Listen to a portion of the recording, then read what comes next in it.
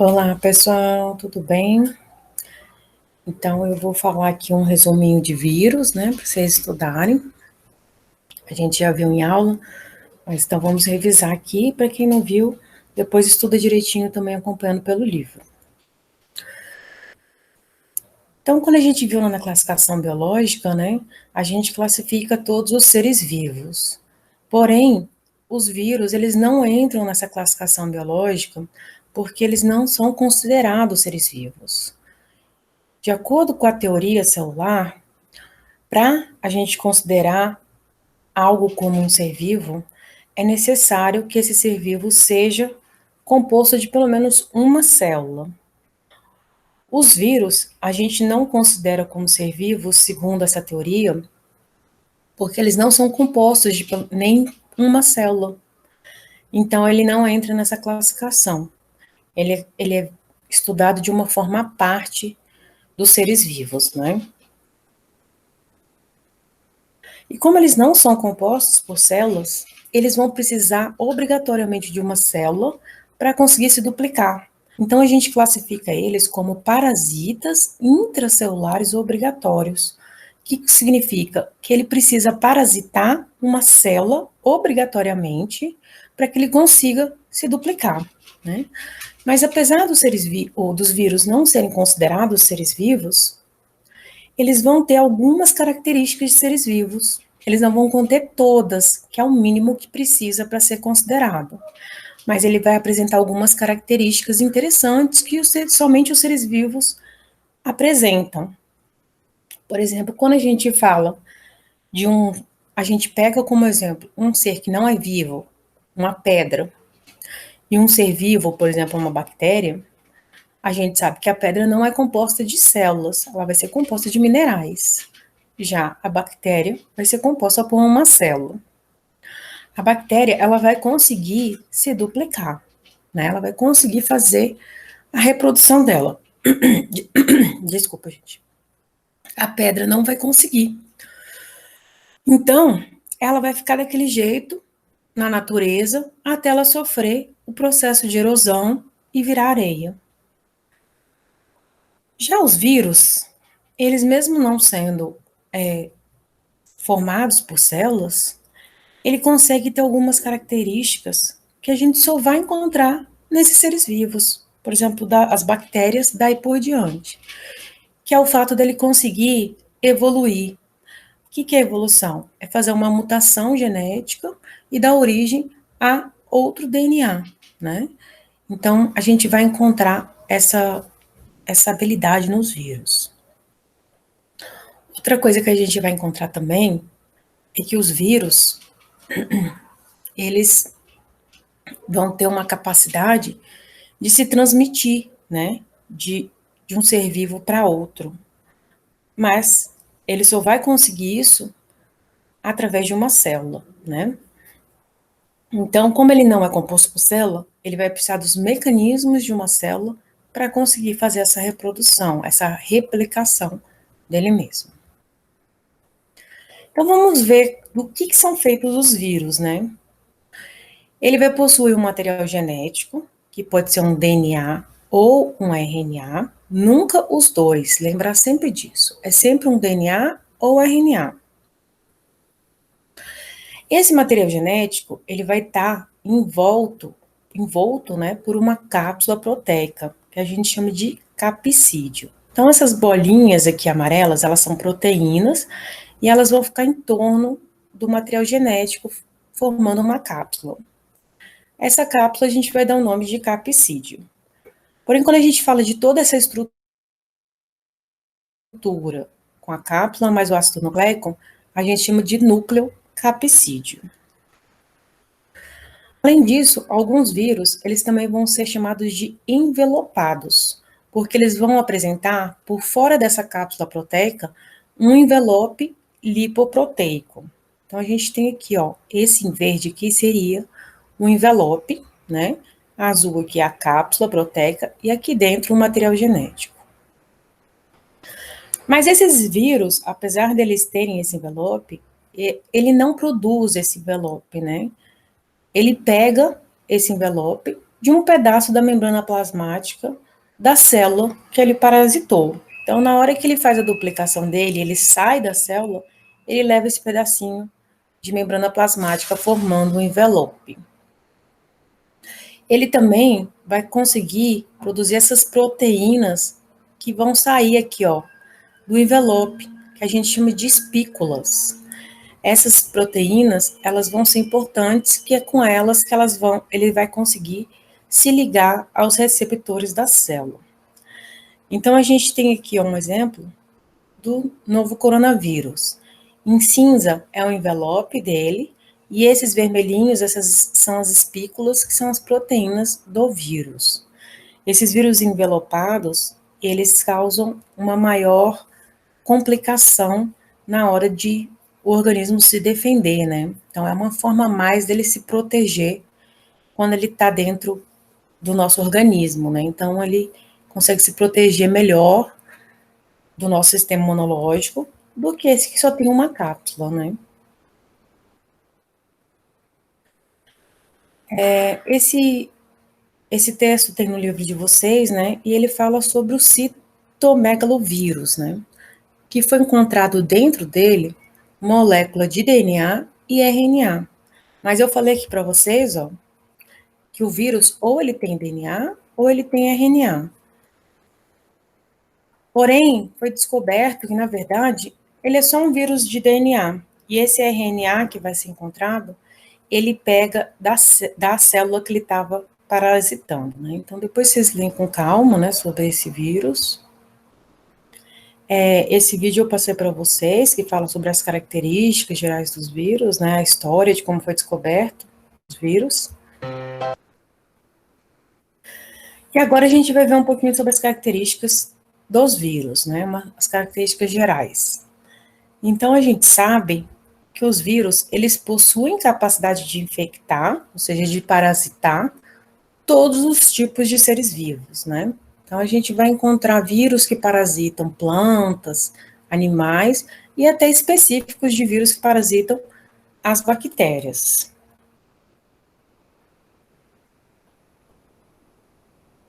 A gente vai ver que o vírus, ele só vai conseguir infectar, ou seja, parasitar uma célula, se ele conseguir fazer essa ligação com a célula. Então, a gente tem aqui um exemplo.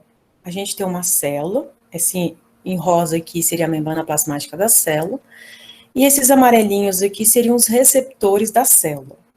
Então, para um vírus conseguir entrar dentro da célula e fazer a replicação dele, ele precisa se ligar a essa célula. Então, a célula, ela vai ter o receptor que vai ter que ser ligado àquela espícula, aquelas proteínas do vírus.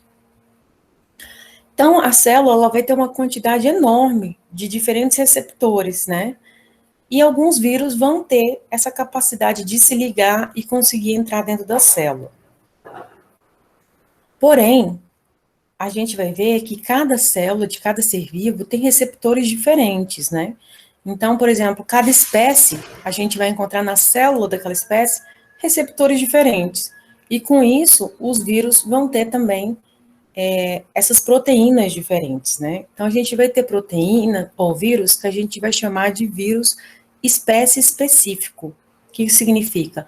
Ele só consegue infectar uma espécie especificamente, ele vai ter uma proteína específica para infectar aquela espécie, para se ligar naquele receptor. Então, a gente imagina aqui um sistema como fosse uma chave e uma fechadura. Aqui na célula a gente vai ter a fechadura e o vírus vai ter na proteína dele a chave. Então, a gente sabe que, por exemplo, uma chave, ela abre especificamente uma porta. Então, vamos dizer que um vírus, ele infecta especificamente uma espécie. Porém, vão ter alguns vírus que eles vão ter a capacidade de ter proteínas diferentes no seu envelope, né, ou na sua cápsula, e ele vai conseguir infectar mais de uma espécie. Então, é como se a gente visse aquela chave mestra, né? A gente tem alguns lugares que tem uma chave mestra que consegue abrir vários tipos de portas, né? Então, esse vírus, ele teria essa capacidade de conseguir infectar várias espécies, né? Então, a gente tem aqui um exemplo, por exemplo, que quando a gente pega uma gripe, né? Aí todo mundo daquele ambiente, daquela casa pega gripe. O cachorro não pega gripe. Por que ele não pega a gripe? Porque o vírus que vai causar a gripe na gente, ele tem as proteínas específicas para nossos receptores, né? Para os receptores da nossa célula. Já o cachorro, ele não vai ter esses receptores. Então, na hora que o vírus entra dentro dele, ele vem tentar ligar na célula, mas como o receptor é diferente, ou seja, a fechadura é diferente, ele não consegue se ligar. E aí ele bate na célula e volta, ele não consegue entrar dentro da célula e fazer a replicação dele. Então, o cachorro ele não pega aquele vírus, né? Já vão ter outros vírus que vão ser específicos que a gente vai encontrar no cachorro e que não pega na gente. Então, ele vai ter, por exemplo, o vírus da gripe canina, que é um vírus específico que causa gripe nos cães. Porém, não pega na gente, então a gente não vai ter esse receptor para esse vírus. E assim por diante. Então, é muito importante essas proteínas virais que a gente vai encontrar nesses envelopes.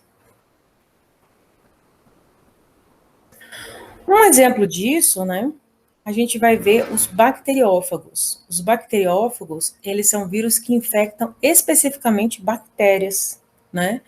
Então, ele tem esse formato aqui, ó. Ele parece um ET, ele é bem diferente, né? Bem diferentão.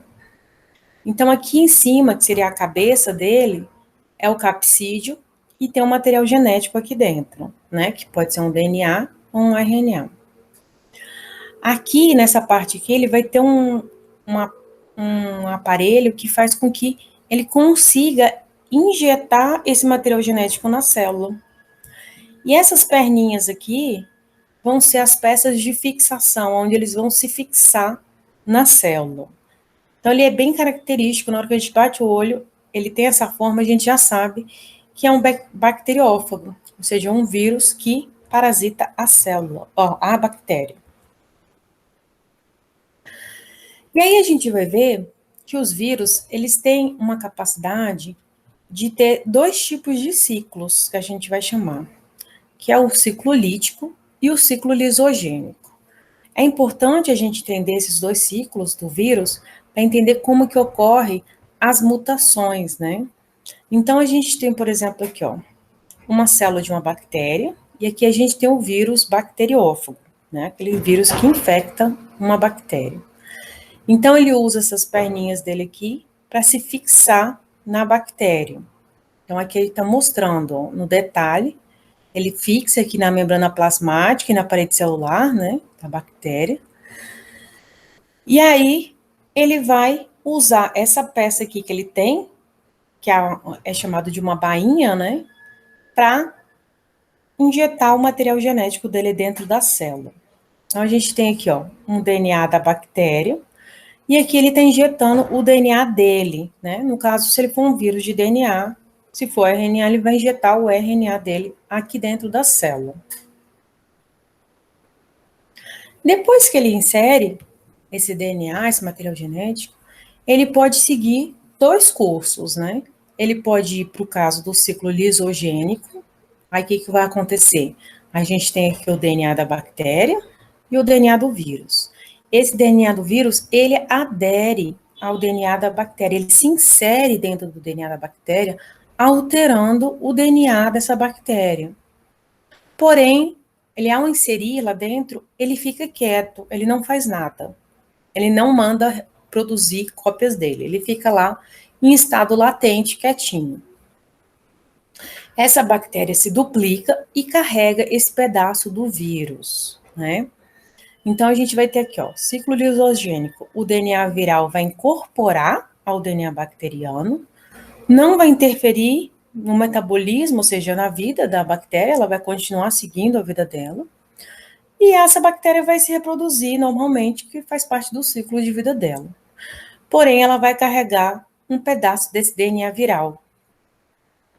E ela vai fazendo com que essas bactérias filhas vão carregando esse DNA e sofrendo mutações. Porém, isso aí pode acontecer num momento em que o vírus acha que não é o momento dele se replicar. Por exemplo, não é um momento bom. que acontece dentro da gente. A gente, na hora de pegar uma gripe, né, antes da gente ter os sintomas, o vírus faz esse aí, ele faz justamente esse ciclo lisogênico, que a gente chama de incubação. É um momento que o vírus incorpora dentro da célula, mas ele fica quietinho lá. Quando ele vê um momento propício, ele entra no ciclo lítico. Nesse ciclo lítico, ele vai fazer cópias de si mesmo e vai fazer com que ele libere dentro do organismo esses vírus, né?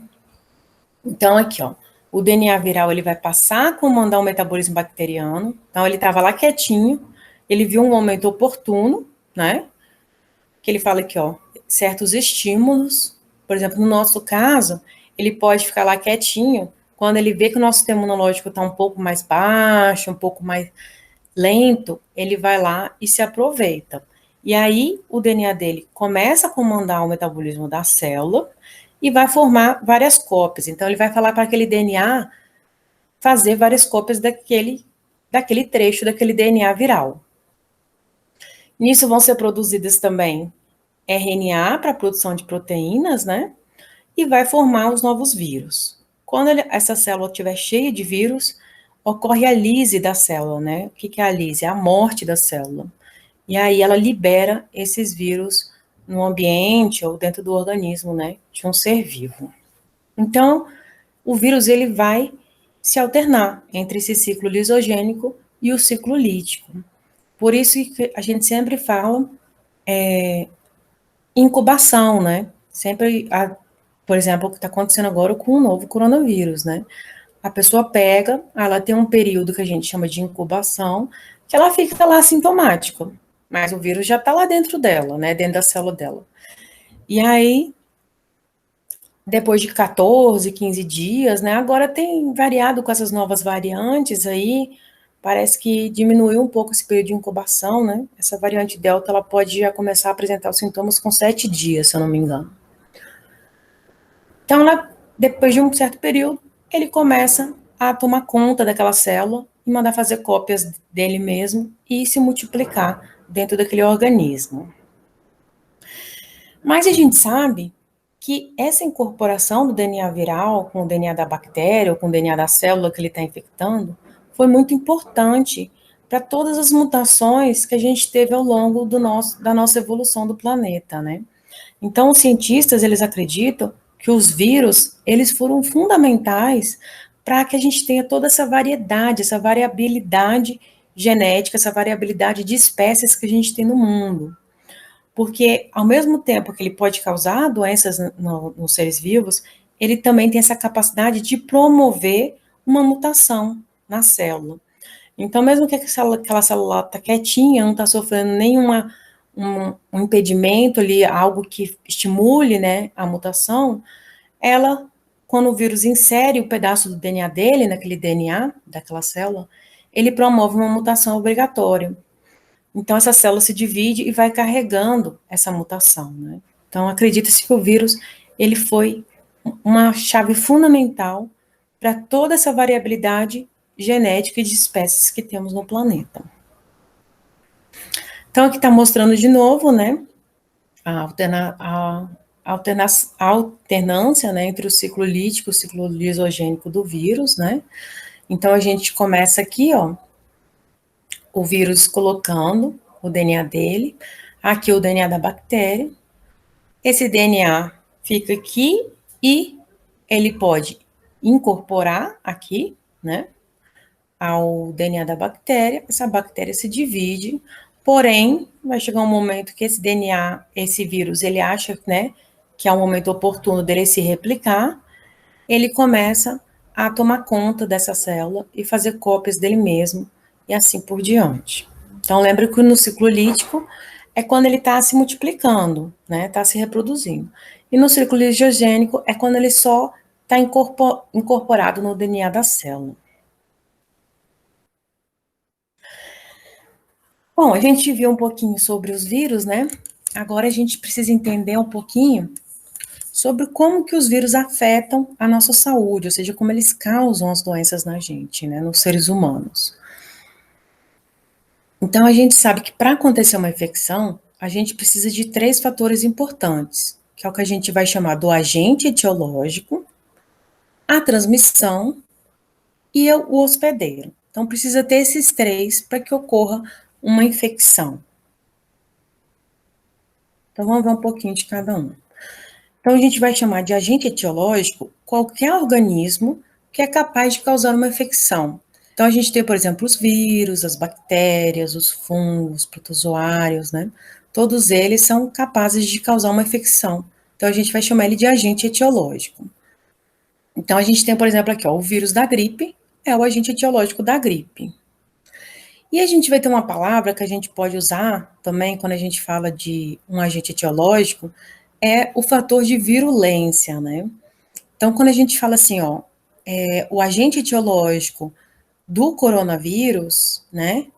Desculpa, o agente etiológico da Covid-19 é o novo coronavírus. E a gente pode falar, esse agente etiológico, ele tem uma alta capacidade de virulência. O que significa? Ele tem uma alta capacidade de transmissão, né? Então, a gente pode usar essa palavra virulência. Se vocês lerem, lembra que é a capacidade de transmissão. Então, a gente pode classificar um novo coronavírus, desde o início da pandemia até hoje, como ele está aumentando a capacidade de virulência dele, ou seja, ele está ficando cada vez mais transmissível. E essa palavra a gente também pode usar para outros agentes etiológicos, não só para os vírus, né? Apesar de ter esse nome virulência, ele também é usado para falar de bactérias e outros agentes etiológicos. Por exemplo, a gente tem bactérias que têm uma alta transmissibilidade. Então, a gente pode falar, essa bactéria, ela tem uma alta capacidade de virulência, né? Uma alta virulência. É a alta capacidade que ela tem de se transmitir.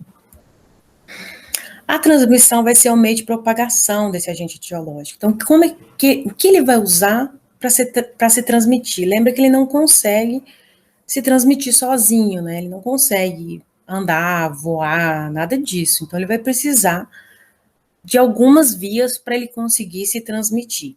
Então, a gente vai ter, por exemplo, vírus que vão se transmitir por contato, né? Acredita que o novo coronavírus, ele está nesse do contato, porque ele vai, a pessoa que está com aquele vírus, né, ela joga aquelas gotinhas num objeto, né, e aquele objeto contaminado pode infectar. Mas a gente sabe que esse tipo de transmissão é muito raro, né. Então, a gente tem por objetos contaminados, por exemplo, objetos cortantes, né, no caso das transmissões feitas através do sangue, né, pelo ar, né, como o novo coronavírus ou o da gripe, né, que a pessoa espirra e joga essas gotículas com o vírus juntos.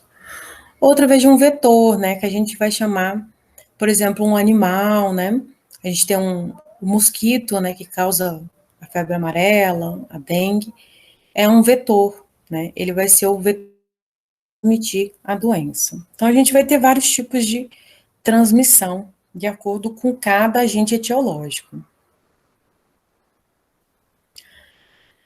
E por último, o hospedeiro, ele vai ser o organismo na qual esse patógeno vai se instalar e se reproduzir, né?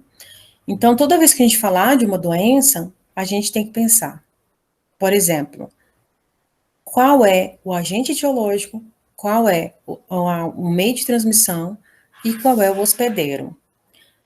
Então, a gente pensa, a dengue, qual é o agente etiológico? O vírus, né? O vírus que vai causar a doença da dengue. Qual que é o meio de transmissão?